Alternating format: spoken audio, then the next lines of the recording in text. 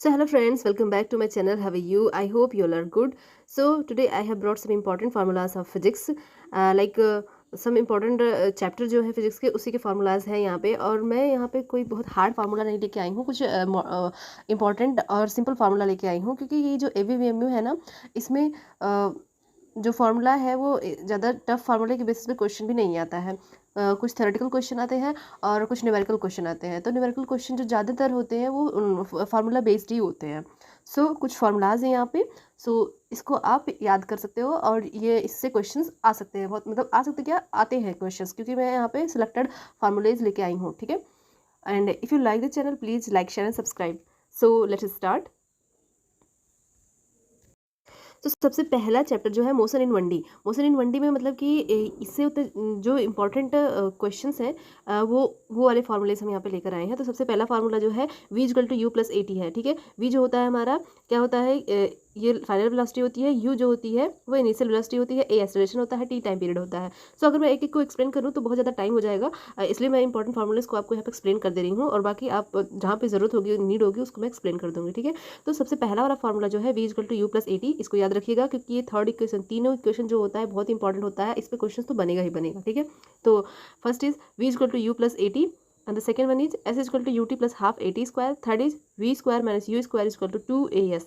s जो है यहाँ पे क्या है, s मतलब डिस्टेंस होता है। ठीक है, तो ये जो हो गया हमारा chapter number motion in 1D से ये फॉर्मुलाइज हो गया। ठीक है, नेक्स्ट चैप्टर आता है, ये भी चैप्टर जो होता है इंपॉर्टेंट है। कौन सा चैप्टर है? Newton's law of motion. इसमें सबसे इंपॉर्टेंट तो और सबसे इजी वाला फार्मूला है F इक्वल टू m में F जो होता है फोर्स होता है, m मास होता है, a एक्सेलरेशन होता है। उसके अलावा string loaded at the middle, मतलब कि अगर कोई स्ट्रिंग है, मतलब कोई रस्सी है ऐसे, इसके मिडल में कोई लोड अगर है, ठीक है, इसके मिडल में से कोई लोड अगर है और यहाँ पे लोड है, तो ये जो स्ट्रिंग यानी कि रस्सी जो है, इस पर कितना टेंशन पड़ेगा उसका ये फार्मूला है। तो ये टेंशन इक्वल टू जो होता है W/2 cos थीटा। ठीक है, अगर थीटा बढ़ेगा तो हमारा टेंशन भी बढ़ेगा, यहाँ पर थीटा बढ़ेगा तो टेंशन भी बढ़ेगा, क्योंकि थीटा बढ़ेगा तो टेंशन कम होगा, यहाँ पे टेंशन कम होगा, क्योंकि यहाँ पे देख सकते हो टेंशन जो होता है यूनिवर्सली प्रोपोर्शनल टू है थीटा के। ठीक है, फिर हम आगे बढ़ते हैं।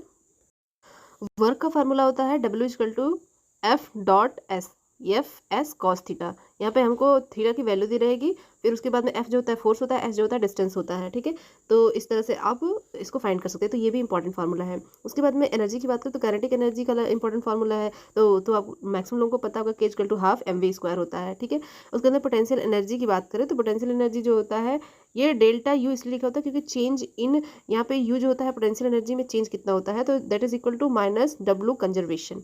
ठीक है, नेक्स्ट ग्रेविटेशनल पोटेंशियल एनर्जी का फार्मूला है U इक्वल टू mgh होता है। m जो होता है मास होता है, g ग्रेविटेशनल फोर्स होता है, और h जो होता है हाइट होता है। ठीक, उसके बाद में लीनियर मोमेंटम का फार्मूला है, जिसको लीनियर मोमेंटम को हम p से डिनोट करते हैं, p इक्वल टू mv होता है। ठीक है, p इक्वल टू mv होता है। अब आते हैं दूसरे चैप्टर पे, जो है ग्रेविटेशन भी इंपॉर्टेंट चैप्टर है, और इसमें सबसे इंपॉर्टेंट फार्मूला जो है वो ये है, F equal to g m1m2 divide by r square, और g जो होता है इसकी वैल्यू जो होती है वो इतनी होती है। ठीक है, ये आपको यहाँ पे मेंशन है। ठीक, अब क्या है, आप इसको याद कर लेना सिंपली, क्योंकि अभी इसको मैं एक्सप्लेन करूँगी तो इतना टाइम नहीं है आपके पास, एक्सप्लेन करूँगी तो बस ज़्यादा ही टाइम होगा, तो इसको याद कर लेना। और उसके बाद में ये है इसकी वैल्यू, जी की वैल्यू भी याद कर लेना। मतलब कि याद करने के लिए बहुत ही टाइम लगेगा, लेकिन आप यहाँ पे इसके जो पावर में दिया गया इसको तो जरूर ही याद करना, क्योंकि -11 है, क्योंकि कभी कभी ऐसा होता है कि जो ऑप्शन दिया रहता है वो आप, ये जो पावर है ना, बस इसी से आप करेक्ट कर सकते हो। ठीक है, किसी पावर में -12 दिया रहेगा, -13, -14 इस तरह से दिया रहेगा, तो आप -11 वाला लगा सकते हो। ठीक है, तो नेक्स्ट वाला जो है एक्सेलरेशन ड्यूज टू ग्रेविटी। एक तो होता है एक्सेलरेशन जो कि नॉर्मल एक्सेलरेशन होता है, लेकिन जो ग्रेविटी के थ्रू एक्सेलरेशन होता है उसका फार्मूला होता है capital G m divide by r e square. ठीक है, उसके बाद में एस्केप वेलोसिटी है, एस्केप वेलोसिटी का फार्मूला जो होता है इसको v e से डिनोट करते हैं, that is equal to √2gm divide by r। ठीक है, next important chapter is electrostatic और करंट इलेक्ट्रिसिटी दोनों ही बहुत ज़्यादा इंपॉर्टेंट चैप्टर है, और इनके फार्मूलाज को सबसे ज़्यादा इंपॉर्टेंट तो कूलाम लॉ का फार्मूला है, तो इसको आप याद रखिएगा। That is equal to F equal to K Q1 Q2 divide by R square होता है, ये इसका फार्मूला है। अब यहाँ पे K की वैल्यू जो होती है वो यहाँ पे होती है 1/4 पाई एप्सिलॉन नॉट होती है। ठीक है, ये इसकी वैल्यू होती है। ठीक, अब यहाँ पे एप्सिलॉन नॉट की वैल्यू क्या होती है, एप्सिलॉन नॉट की वैल्यू 8.854 × 10⁻12। तो देखो यहाँ पे क्वेश्चन छिपा हुआ है, आपको ये पूछ सकता है कि कूलम्स लॉ का फार्मूला करेक्ट करेक्ट कौन सा है, तो करेक्ट आप याद किए रहेंगे तो भी आप बता देंगे के की वैल्यू भी पूछ सकता है, के मतलब कि के की वैल्यू क्या है, तो यहाँ पे K equal to 1/4 pi epsilon nought होता है। और एप्सिलॉन नॉट की वैल्यू भी पूछ सकता है, तो एप्सिलॉन नॉट की वैल्यू क्या होती है 8.854 इंटू 10⁻12। ठीक है। इसके अलावा यहाँ पे इलेक्ट्रिक फील्ड का फॉर्मूला होता है, electric field is equals to force divided by charge. ठीक है, फोर्स डिवाइडेड बाई चार्ज, तो इसको याद कर लेना ताकि जो क्वेश्चन आए उस पर फॉर्मूला अप्लाई करके आप क्वेश्चन को सॉल्व कर सको। ज़्यादा टफ क्वेश्चन नहीं, मतलब सिंपल क्वेश्चन पूछते हैं, क्योंकि इसमें थ्योरेटिकल क्वेश्चन भी होंगे। टोटल 40 क्वेश्चन होंगे, कुछ थ्योरेटिकल होंगे और कुछ न्यूमेरिकल होंगे। तो न्यूमेरिकल कोई बहुत हार्ड नहीं आता है, क्योंकि एबीवीपी का पेपर उतना ज़्यादा हार्ड नहीं होता है। सो इसको आप अपने दिमाग से सॉल्व करो, ज़्यादा पैनिक होने की ज़रूरत नहीं है। आप अगर एग्जाम दे रहे हो तो वहाँ पे पैनिक होने की बिल्कुल भी ज़रूरत नहीं है। ओके, फिर आता है potential energy of system of two charges, मतलब कि जो दो चार्जेस अगर है तो उनकी पोटेंशियल एनर्जी क्या होगी, तो ये होगा यू से डिनोट करते हैं, U equal to 1/4 pi epsilon nought Q1 Q2 divide by R. यहाँ पे आप देखोगे कि यहाँ पे आर है, जबकि यहाँ पे आर स्क्वायर है, ये ध्यान देना। ठीक है, यहाँ पे फोर्स में कूलम्ब्स लॉ के जो फोर्स है वहाँ पे आर स्क्वायर है, यहाँ पे पोटेंशियल एनर्जी में आर स्क्वायर नहीं है। ओके, उसके बाद में इलेक्ट्रिक डायपोल भी बहुत इंपॉर्टेंट होता है। इसमें क्या होता है कि दो चार्ज होते हैं, एक माइनस क्यू होता है, एक प्लस क्यू होता है। ठीक है, तो ये इन दोनों के बीच का डिस्टेंस 2L होता है। तो इसमें पूछता है कि डायपोल मोमेंट क्या होता है। P जो होता है वो डायपोल मोमेंट होता है। तो डायपोल मोमेंट का जो फार्मूला होता है that is equal to 2QL। तो यहाँ पर 2QL, L जो होता है दो चार्ज के बीच का डिस्टेंस होता है। Move ahead. सो नेक्स्ट है इलेक्ट्रिक फ्लक्स का फार्मूला है, फ्लक्स को फाई से डिनोट करते हैं। ये जो चीज़ दिया है ये फाई है। ठीक है, तो phi equal to Q upon epsilon nought होता है, ये भी बहुत इंपॉर्टेंट है, इसको भी याद कर लेना। ठीक है, उसके बाद में electric field due to plane sheet of है चार्ज, मतलब कि कोई प्लेन सीट है, यहाँ पे कोई प्लेन सीट है तो इसके आसपास जो है कितने चार्ज होंगे, इसकी वजह से चार्ज क्या होंगे, तो उसकी वैल्यू यहाँ पे, उसका फार्मूला यहाँ पे दिया गया है, equal to sigma upon 2 epsilon nought. और इसको रिप्लेस करेंगे तो आपका equal to Q divide by 2 epsilon nought A जो होता है एरिया होता है, इस जो शीट होती है इसकी एरिया होती है। क्यू जो होता है इस पूरे शीट पे जो चार्ज होता है वो डिनोट करता है। ठीक है, अब नेक्स्ट हमारे पास आता है कैपेसिटर। ठीक है, कैपेसिटर का भी इंपॉर्टेंट फार्मूला होता है, बहुत इंपॉर्टेंट फार्मूला होता है, जो बेसिक वाला है उसको तो हमें याद ही होना चाहिए। C is equal to Q divide by V. V जो होता है यहाँ पे वोल्टेज होता है, यहाँ पे वेलोसिटी नहीं बल्कि वोल्टेज है। ठीक है, नेक्स्ट है electric field in parallel plate capacitor. ठीक है, इलेक्ट्रिक फील्ड जो होगी वो क्या होगी, तो electric field is equal to Q divided by epsilon naught into A जो होता है वो एरिया होगा पैरेलल प्लेट का। ठीक है, अब हम मूव करते हैं आगे। तो यहाँ पे क्या है, पैरेलल कॉम्बिनेशन ऑफ कैपेसिटर।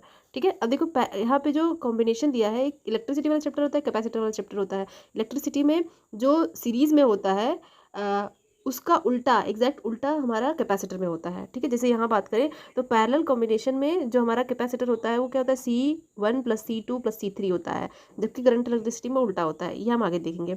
ठीक है, सीरीज कॉम्बिनेशन में कैपेसिटर की बात करें तो 1/C equivalent equal to 1/C1 + 1/C2 + 1/C3 होता है। ठीक है, इसके अलावा एक और फार्मूला मैंने ऐड कर दिया है, power equal to force upon area, ये इंपॉर्टेंट फार्मूला होता है फिजिक्स का। सो इसको आप याद करें ना, pressure equal to force upon area होता है, सॉरी ये प्रेशर है, pressure equal to force upon area होता है। ओके, सो इलेक्ट्रिक करंट पे हम आ गए। इलेक्ट्रिक करंट का जो बेसिक फार्मूला होता है, यानी कि करंट जो होता है उसका फार्मूला क्या होता है, I equal to Q by T होता है। क्यू जो हमारा होता है चार्ज होता है, टी जो होता है हमारा टाइम होता है। ओम्स लॉ बहुत इंपॉर्टेंट होता है, क्योंकि इसी पे जो हमारा सीरीज और पैरेलल कॉम्बिनेशन होता है दोनों बेस्ड होता है। Ohm's law equal to V, यहाँ पे वी जो होता है वोल्टेज होता है, ये करंट के डायरेक्टली प्रोपोर्शनल होता है। डायरेक्टली प्रोपोर्शनल का साइन जब हटेगा तो यहाँ पे आर कॉन्स्टेंट आ जाता है, तो जो हमारा मेन फार्मूला आ जाता है वो क्या होता है, V equal to I into R होता है। ओके, अब एक और फार्मूला होता है रेजिस्टेंस और रेजिस्टिविटी के बीच में रिलेशन जो होता है वो क्या होता है, वो यहाँ पे ये होता है रेजिस्टेंस इक्वल टू रो जो होता है रेजिस्टिविटी होता है, ये रो जो दिख रहा है ये रेजिस्टिविटी है, रो L/A। तो ये वाला फार्मूला भी याद कर लेना, कोई बहुत ये ज़्यादा इंपॉर्टेंट नहीं है, बट हो सकता है मे बी एक दो क्वेश्चन पूछ ले। लेकिन अब आगे बढ़ते हैं। जैसे कि मैंने बताया कि वहाँ पे हम लोगों ने देखा था सीरीज में 1/C1 था, यहाँ पे सीरीज में R1 + R2 + R3 है। ठीक है, यानी कि R इक्विवेलेंट, अगर कोई भी रेजिस्टेंस सीरीज में लगा हुआ है तो उसकी जो वैल्यू होगी आर इक्विवेलेंट होगा वो क्या होगा, R1 + R2 + R3 होगा। Okay, and next is parallel combination में उसका उल्टा हो जाएगा कैपेसिटर का, 1/R equivalent equal to 1/R1 + 1/R2 + 1/R3। तो ये जो होता है रेजिस्टेंस का पैरेलल कॉम्बिनेशन होता है। So let's move ahead. So अगला चैप्टर जो है वो मैग्नेटिज्म है। मैग्नेटिज्म भी इंपॉर्टेंट चैप्टर है, इसमें से कुछ सिलेक्टेड फार्मूलाज मैंने आपको लिए लाया है यहाँ पे। तो देखो यहाँ पे मैग्नेटिज्म में फोर्स का जो फार्मूला होता है F is equals to Q V B. B जो होता है क्या होता है, मैग्नेटिक फील्ड होता है। जैसे कि यहाँ पे बी जो होता है हमारा मैग्नेटिक फील्ड होता है, जैसे कि हमने देखा था इलेक्ट्रिक फील्ड कैसे डिनोट करते हैं हम, ई से डिनोट करते हैं, इसी तरह से मैग्नेटिक फील्ड को बी से डिनोट करते हैं। तो यहाँ पे फोर्स का वैल्यू क्या हो जाएगा, फोर्स का फार्मूला क्यू वी बी हो जाएगा, तो इसको याद रखिएगा। उसके बाद में आपका टाइम है, तो टाइम जो होता है that is equal to 2πr divide by V, ये भी आपका इंपॉर्टेंट है। तो टाइम पीरियड फ्रिक्वेंसी वाला भी इंपॉर्टेंट है मैग्नेटिज्म से, ठीक है। फ्रिक्वेंसी जो होता है हमेशा कहीं भी देख लो आप, मैग्नेटिज्म में देख लो या फिर रोटेशनल मोशन में देख लो, तो ये जो फ्रिक्वेंसी होता है टाइम के अपोजिट होता है, ठीक है। तो frequency equal to 1 time period होता है, और इसका जो फार्मूला होता है वो क्या होता है, Q B divide by 2πm होता है, ठीक है। इन सब का बहुत बड़ा डेरिवेशन होता है, अगर आप डेरिवेशन से याद करेंगे तो और भी मतलब ईजी हो जाएगा, लेकिन अभी मैं इंपॉर्टेंट फार्मूलाज लेके आई हूँ, उसको आप याद करिए क्योंकि आपके पास टाइम बहुत कम है, ठीक है। तो ये सारे इंपॉर्टेंट फार्मूला याद करके जाइएगा, और अपनी तरफ से जो आपने नोट्स भी बनाया है आपको और जो इंपॉर्टेंट लग रहा है उसको भी याद करके जाइएगा, ठीक है। ऐसा मत कि मतलब मेरी ही वीडियो पे रिलाय रहिएगा, क्योंकि मैं अपने समझ से तो मैंने लाया है इंपॉर्टेंट फार्मूला, बट आप अपनी तरफ से जो भी इंपॉर्टेंट फार्मूलाज आपने बनाया है उसको भी याद करके जाइएगा, ओके। फिर आता है रे ऑप्टिक्स। रे ऑप्टिक्स में सबसे इंपॉर्टेंट फार्मूला होता है वो यही होता है कि 1/f equals to 1/u plus 1/v।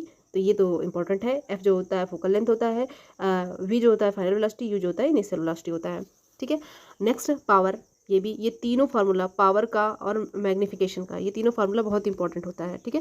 तो यहाँ पे पावर जो होता है क्या होता है, -1/f होता है। एफ जो होता है फोकल लेंथ होता है, और एफ जो होता है मीटर में होना चाहिए, ठीक है। उसके अंदर यहाँ पे मैग्नीफिकेशन आता है। मैग्नीफिकेशन का फार्मूला जो होता है that is equal to -v/u। So these are the formulas, and अगर आपको समझ में आया हो so please like share and subscribe it and comment whatever there is any query. Thank you.